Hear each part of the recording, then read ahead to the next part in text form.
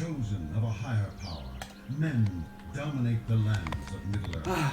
Now, regular viewers will know that I'm a crazy, out-there, adventurous guy, and I really like to push the boat out with fantasy races whenever I play crazy MMORPG games, so I'll play a human male. For class, again, you've got movies for each one. The captain is a masterful leader, a commanding presence who strengthens her allies, but she is also skilled in the use of arms. Her battle cries strike fear into the hearts of her enemies, while her allies rally to her banners of war.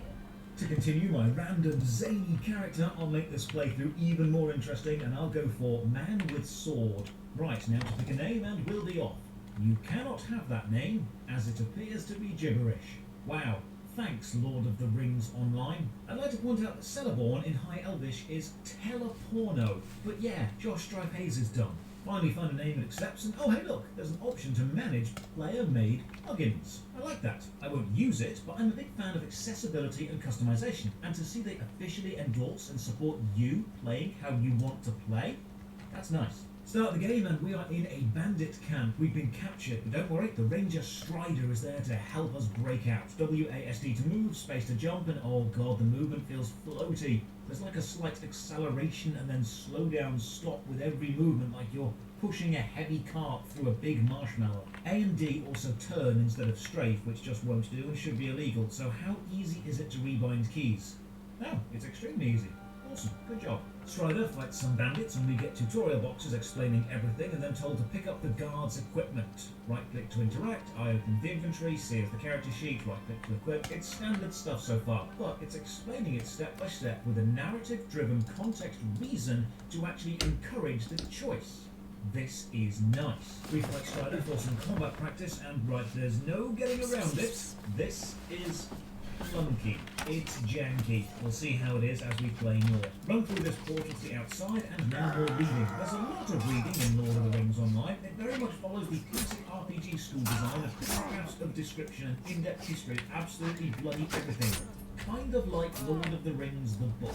Kill some enemies with auto-attack, have experience explained, and then get told to find Celadine, another captured prisoner. Now, the combat may be clunky, but the fights are short, and the few skills I do have feel important because you only have a few of them, and I can see the substantial increase in damage on use, or reduction in damage on defensive stance use. And the music is just absolutely top quality.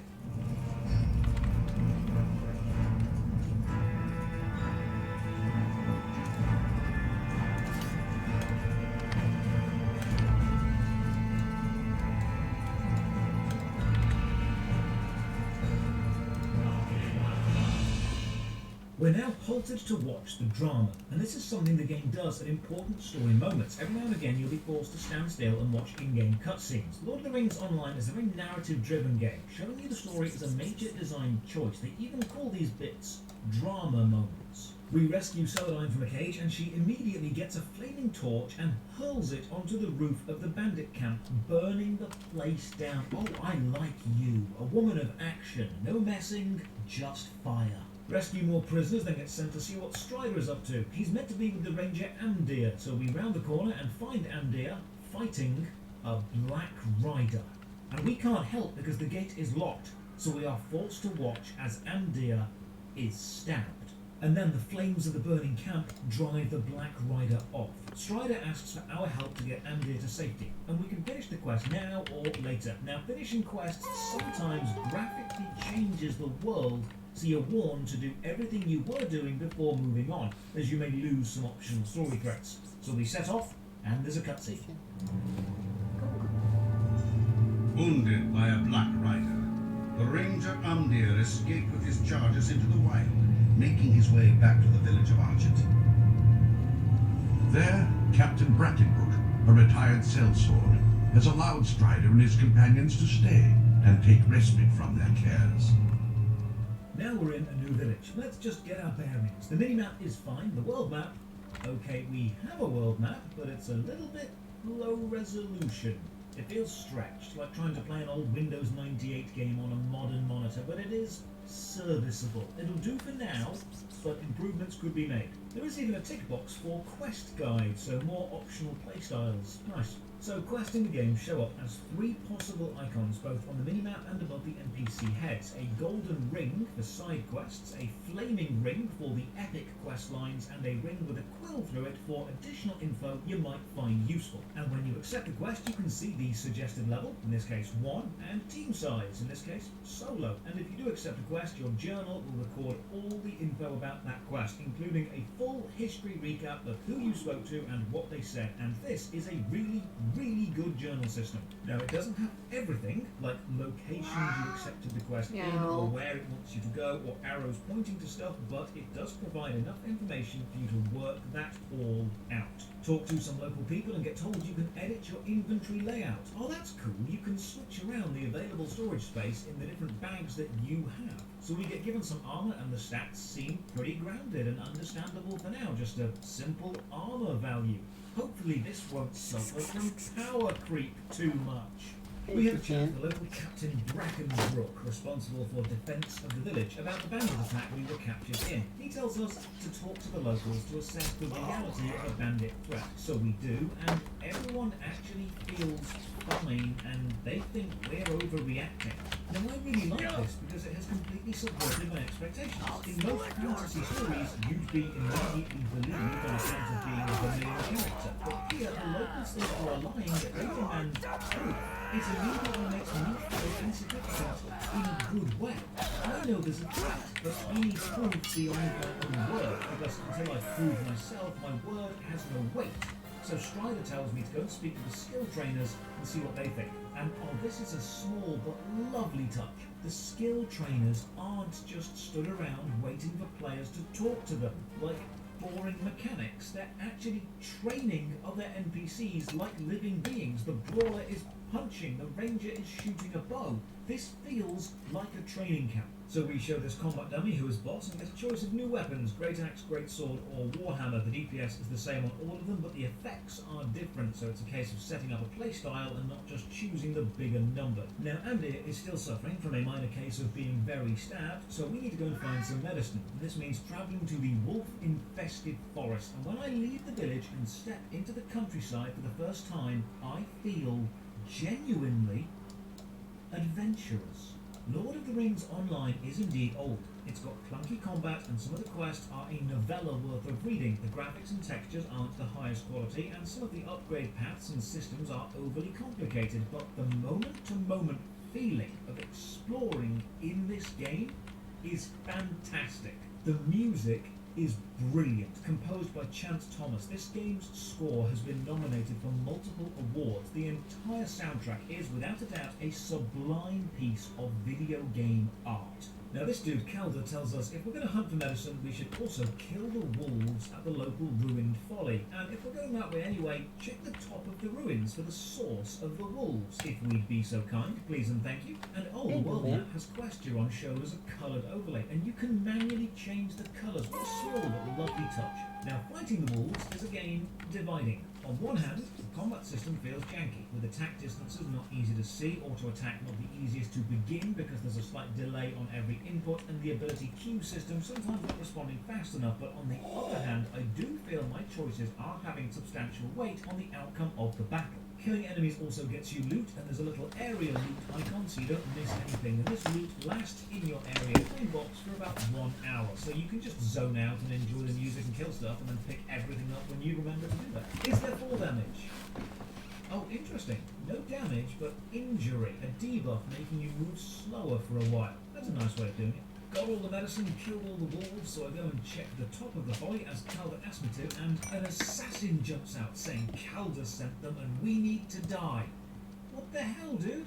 So we deal with them and then go and ask Calder some questions. Questions like, Calder, why are you trying to kill me? It seems Calder is a member of the local bandits, and he's planning on attacking the village, but he's also good mates with Captain Brackenbrook, and he doesn't mind telling us this because he knows the captain will never believe us. Oh, the plot thickens. Using pre-existing interpersonal relationships between NPCs to make our job of exposing treachery harder?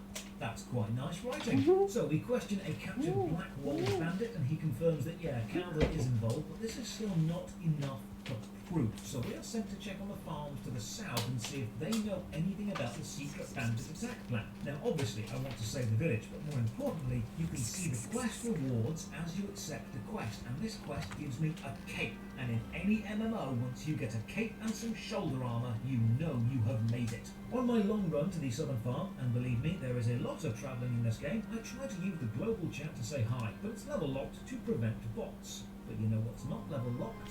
Claiming my free silver hobbit gift. Oh good, free gift systems, so I can fill up my very limited inventory with random crap I don't need or understand. And it even says, hey, you can pay real money for more free gifts. That's not a free gift then, is it? That's just buying stuff. We'll look at the shop later. The southern farms are in trouble, and they need me to go to the local village of Combe and ask for some supplies, but when I get to Combe, it's under Blackwalled bandit control. That is how this area is the whole tutorial. It's hemmed in by a bandit attack. So I tell the southern farmers this, and he writes a letter for Captain Brackenbrook to confirm, yeah, we're actually in quite a bit of trouble, so I set off to deliver that. And in a nice touch, that letter is not just a random quest item in my inventory, it's a letter. You can read it. You know, so far I've found a lot of small but really nice touches which either increase the game accessibility or the variety of playstyles you can have, or enhance the immersion of the player into the world. Now I know it's still early days, but I'm actually quite liking this. Brackenbrook, presented with evidence of the bandit threat, laments how many years ago their own son warned them of this growing bandit insurrection, but they didn't believe him and instead cast their son out of the village. So the son joined the local Rangers Lodge. But now the son may be their only hope for defense. Brackenbrook, by actual guilt, begs us not to contact the son because of his pride, but Strider thinks we should put personal family feelings aside and ask the Rangers for help. So we set out to find it. Water, the is it better than New World test. Is there swimming? Yes, yes there is. And oh my god, those reflection graphics. Good lord, that looks nice. Find me Rangers Lodge, find John Brackenbrook. He understands the safety of the village matters more than the past feelings of family disagreements, and he agrees to help. Now, all the quest rewards seem to be either light, medium, or heavy armor, and I'm going full heavy so I can tag stuff and not die. John asks us to go to a local bandit hideout and try and find the bandits' battle plans so we can prepare a defense. And this is the start of an actually quite logical series of tactical choices. While I'm in combat, I do notice there is a visual skill queue-up system. Some skills chain from one to the next, and pressing a skill button shows you this yellow edging rotating around the side, so you know it's going to happen next. So even if a skill is on cooldown, you can queue it up to happen when it's ready. Oh look, location-based weather. In the bandit ruins it's cloudy, and then as you run outside it becomes sunny again. And then you run back inside and it becomes cloudy. I know they're just using it as an ambience thing, but it's kind of a shame it's not consistent across the map. Take John the plans and he says, right, the bandits are planning to use the old spider-infested eastern path to sneak around the back of the village. So we should go and check out that path, see what state it's currently in, see if the village wall there is still intact. So we chat to Acty Spiderbane, who helps us find the route. The hidden path is indeed full of spiders, and at the end of this path, we find a dead bandit scout, and the village wall fully intact. Okay, this is brilliant. I expected the bandits to have an assault party here already, but this is visual storytelling. The bandits have sent a guy to check on the viability of the path for an assault, and the guy died because it's not a good assault route and the spiders got him. Which means the bandits don't know this is a bad idea. So we tell John this route won't be good, but the bandits don't know this, so he decides, right, we'll set up a small ambush at the end of this spider path. So any bandits which do try to use it will be caught between rangers or spiders. This is a good plan. We are warned that finishing this quest will end every other side quest we're on because this is the last tutorial quest, but I am so invested in this village defense story. Let's do this right now. So the bandit siege has begun. The village is on fire. The bandits are swarming. Let's fight. We rush through. We meet Ulti again and we team up. And eventually we reach Captain Brackenbrook, who has a brief but emotionally intense reunion with his son. And then we all work together to defend the village from the waves of bandits until the traitor Calder shows up again, flanked by 2 psychic cargo. And their presence prevents us from moving. Now Calder, with the promise of riches and power, kills Captain Brackenbrook, forcing John, his son, to watch. And when the cargo leave, the psychic animation effect ends and we fight back. We win, and then there's another cutscene. With the Black Wolves' attack foiled, the people of Archet have begun to rebuild. Yet not all hopes are so easily mended. The fate of the Ranger Amdia remains uncertain and may have dire consequences for Breland. That was a lot darker than I was expecting it to be. We now get a milestone skill, which lets you teleport to the connected village, and you can link your milestone skill to whatever new village you visit. Think of it like a Hearthstone. We chat to John, who's understandably distraught after seeing his father killed right in front of him, and we get the next quest. Go and bury the dead. Okay, that whole village bit was an intro, and as far as intros go, it's really, really good. I feel pretty confident in my abilities now. I have a basic understanding and I feel ready to go and explore. This was good pacing. And the fact that we're in the same village, the whole thing is charred and burnt down, this is really impressive. So I start burying the local dead, and I get told that some coins have been sent to my wallet, and I can open the wallet with B. So I open the wallet and there it is, big button. Mithril coins. Okay, Lord of the Rings Online, let's do this. What's the shop like? The in-game premium shop actually opens in a browser window, and it is extensive. Want to gain experience faster? Not a problem. Want to stop experience gain altogether so you can continue your PvP levels? That's fine. Want to just buy a level boost? Yep, it's all there. You can even buy the new class and... hang on, what's this? Monster classes for the monster versus player mode. Oh, I'm definitely checking that out later. So most of the shop is extra game content, either massive expansions like the current Fate of Gundabad, or smaller local quest changes, packs which add around 40 to 70 quests to a specific map or area. And content packs vary between 1,000 to 3,000 Lord of the Rings Online points, and 40 quid will get you 9,000 points, so it's not unaffordable, but it is abusively priced to mean you'll always be slightly over or slightly under what you need. But there's a hell of a lot to buy. You can spend 3,000 points to make your horse go up to 78% faster. You can buy a Tome of Defense to increase your defense for a short time, same with speed or outgoing healing or attack. So yeah, there are just a ton of straight up temporary stat boosts for sale. If you're struggling in a raid or a dungeon, not a problem. Drop some cash, boost, win. But I did mention at the start that they're giving away a load of stuff for free. Now back in March, they decided to make all of the older expansions part of the main free game. And if you're a monthly subscriber, you'll get access to a load of the smaller quest packs. You only really need to buy the latest main expansion. And as we'll see later, there is a way to do this using in-game currency. It's actually a really decent amount of content for free. It's just a very overwhelming, very pay-to-win shop. And while browsing the shop, I died. Now you can revive where you are or go back to a stone circle outside of town, and reviving where you are does have a cooldown, so I get back to my burying bodies quest. You know what I like? You're not the chosen one. You're not destined to be great, you're not magical or special, you're just an adventurer helping out. You were in the right place at the right time and you did what you could. And if people do come to see you as a hero, it's because you chose to do heroic things. Not because of some predestined birthright or immutable prophecy. Your rewards are of your own doing.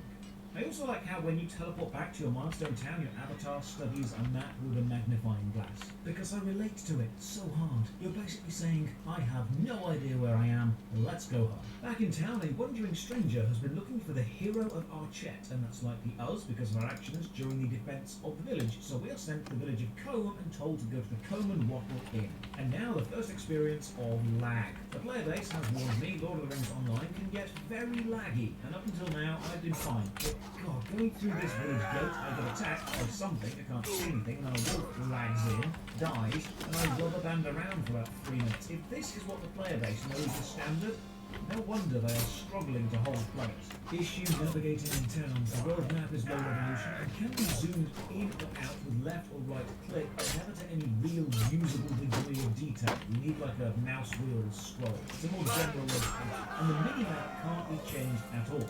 So in busy towns like this one, icons overlap one another and navigation is more annoying than it needs to be. Please, Lord of the Rings Online, if you revamp anything, let it be your map system. Into the inn, we head upstairs and meet Toradan, another ranger. They introduce us to traits. So there's actually even more pacing in this tutorial. The player isn't assaulted with an overwhelming amount of systems too soon. You are given more as you explore more. J opens the traits menu. You've got class, race, and virtue traits. Buffs gained as you level up and then arranged to form a more unique character to your own playstyle. Now I don't worry about this right now. I get sent to help out Constable Underhill. And when I leave the inn, a little box pops up telling me I have the riding skill. Cool, I can use mounts.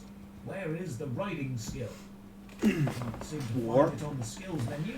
That's weird. Or the traits menu. It's not active or passive. Am I just missing it? I even open up the help menu from the escape menu, which loads the knowledge base of the game. I search for riding, and nothing comes up. Wow. Your in-game knowledge base doesn't have info that a player might need, even related to a keyword. What a great design. Eventually, I just Google it. The riding skill, the base level one, which lets you use a mount, is in the cash shop. Now bear in mind, you have a mount in your inventory for free, but you can't use it. That's terrible. A pop-up telling you you can buy riding, but you do literally need to buy riding. Now, as I play more, I do discover this system isn't as bad as it seems. You can use in-game currency, but consider for a moment that a new player gets to this point, Googles Lord of the Rings Online riding skill, and gets told, yeah, you've got to pay real cash for that. That is a quit moment right there. Constable Underhill says the Blackboard bandits are defeated but not gone completely, and he thinks there's a spy remaining and supplying them in the village. So while we go and hunt that spy down, let's have a read of some reviews.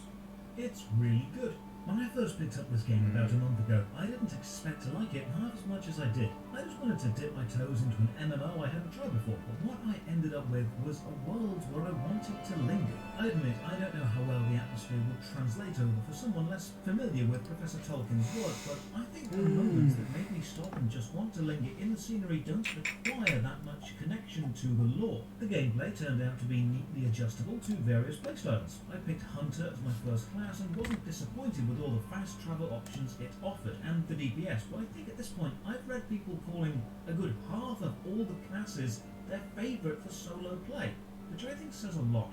Couldn't get into it, it just feels old. Horrible sign-up process, clunky movement, stationary combat, terrible graphics on ultra settings, endless fetch quests where you have to run for 10 minutes to the next objective, some quests